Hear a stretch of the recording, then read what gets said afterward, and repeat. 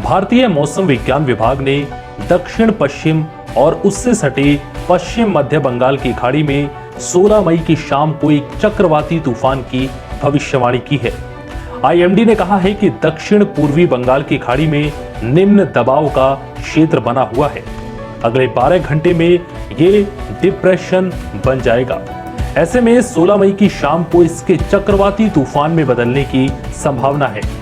इस तूफान का नाम अम्फान है। ये नाम थाईलैंड ने दिया है।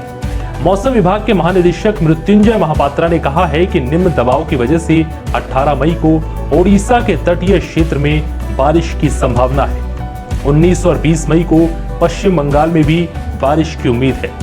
कुछ स्थानों पर तो भारी बारिश हो सकती है। बंगाल की खाड़ी में मौसमी स्थितियां और वायुमंडलीय स्थितियां अनुकूल दिख रही हैं। इसलिए संभावना है कि अगले 24 घंटे में ये सिस्टम प्रभावी होते हुए डिप्रेशन का रूप ले लेगा और 16 मई की शाम तक दक्षिण मध्य और उससे सटे पश्चिम बंगाल की खाड़ी पर एक चक्रवाती तूफान उभर आएगा। मौसम विभाग के महानिदेशक मृत्युंजय महापात्रा ने कहा है कि यदि ये तूफान विकसित हुआ तो पहले 17 मई को उत्तर और उत्तर पूर्व की ओर बढ़ेगा और फिर इसके उत्तर पश्चिम की ओर बढ़ने की संभावना है। विभाग के अनुसार यह तूफान मानसून की प्रगति में मदद करेगा। बता दें कि अम्फान इस साल का पहला चक्रवाती तूफान होगा। आईएमडी ने 8 राज्यों में रेड अलर्ट जारी किया है और मछुआरों को बंगाल की खाड़ी के दक्षिण और समुद्र के दक्षिण में न जाने की सलाह दी है और जो मछुआरे समुद्र के इलाकों में गए हैं उन्हें भी तत्काल वापस बुलाने की बात कही गई।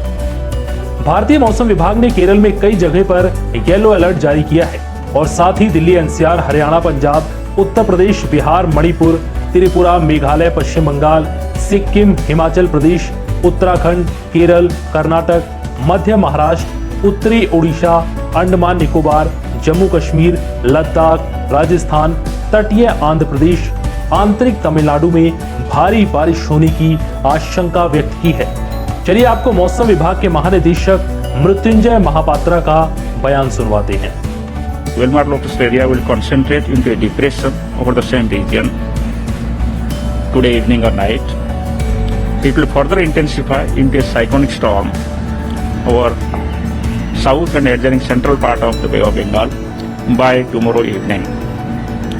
It will initially move northwestwards towards west central Bay of Bengal till 17th of this month. Thereafter it will change its track and it is expected to move north-northeastwards towards northern parts of Bay of Bengal adjacent to Odisha, West Bengal and Bangladesh coast.